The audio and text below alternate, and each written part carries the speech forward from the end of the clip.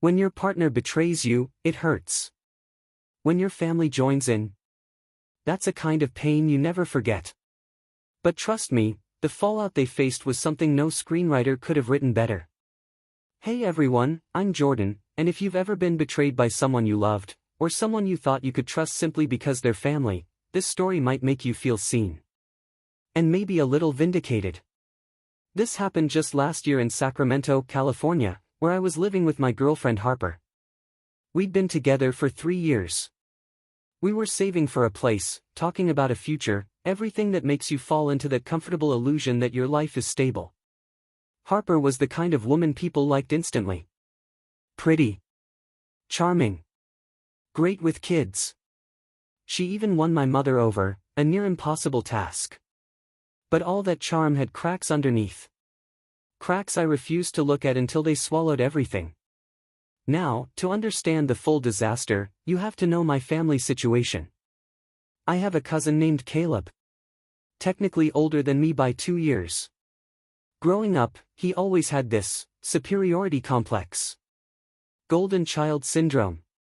You know the type, gets away with everything, parents worship him, everyone else is compared to him. The issue? Caleb was awful with money, addicted to drama, and had the moral backbone of a wet napkin. Harper knew this. Or I thought she did. Harper started acting weird about 6 months before everything exploded. She became distant, always texting, always hiding her phone when I walked into the room.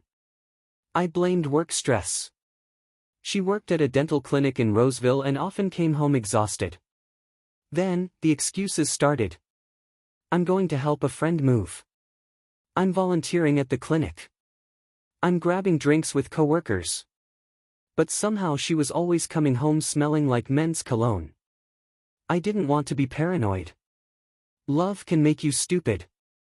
But the real suspicion started when Harper suddenly had money for things she couldn't afford before. A new purse.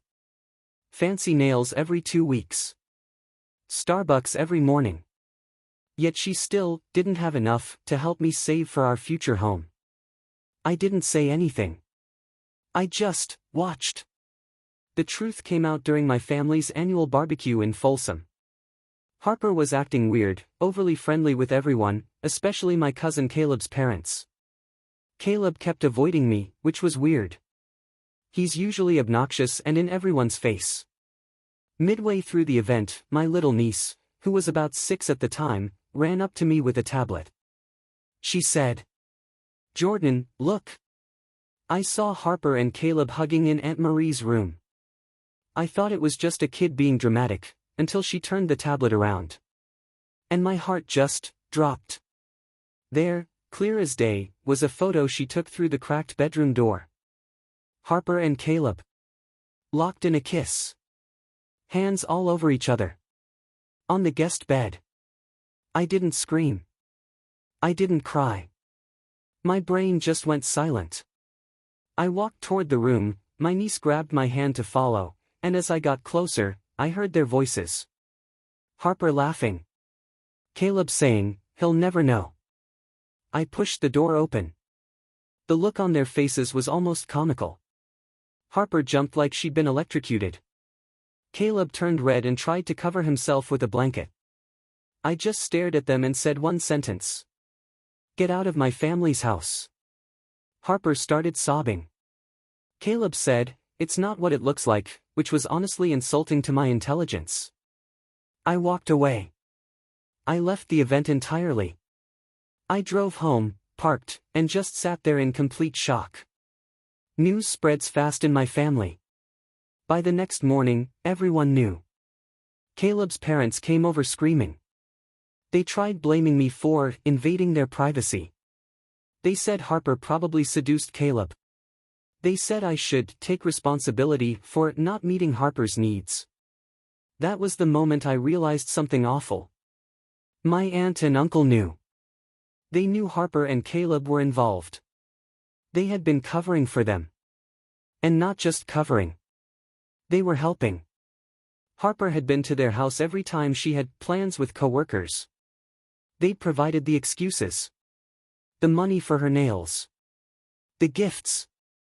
I was the idiot financing a relationship while a whole branch of my family was watching me be made into a clown. 2 weeks later, karma started cooking. Turns out Caleb had been using his parents' credit card to pay for Harper's luxuries. His parents assumed it was job expenses. Nope. The debt? $14,000. Wiped out. Gone. All to impress someone who ghosted him the second I kicked her out. His parents freaked. They cut him off financially. Cancelled the card. Demanded repayment. Caleb begged Harper for help. She blocked him. She blocked all of them.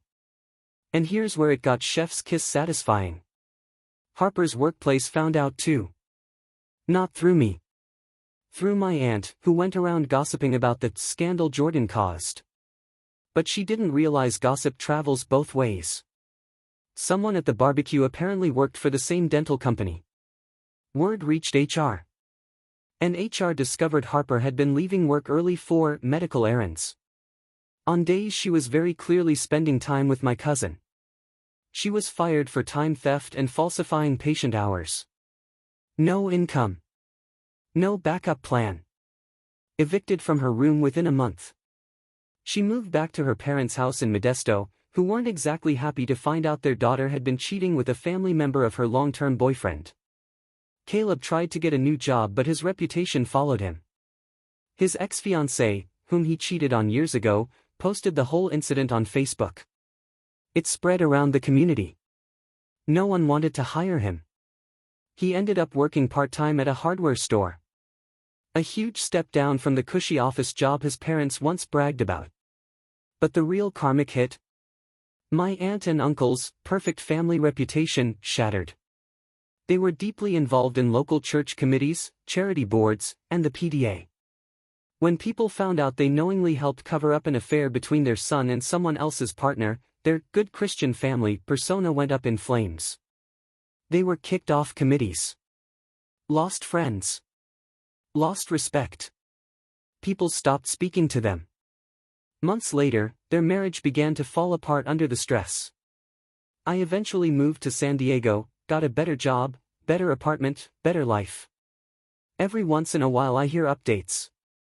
Harper is single, unemployed, and living with her parents. Caleb is miserable and broke.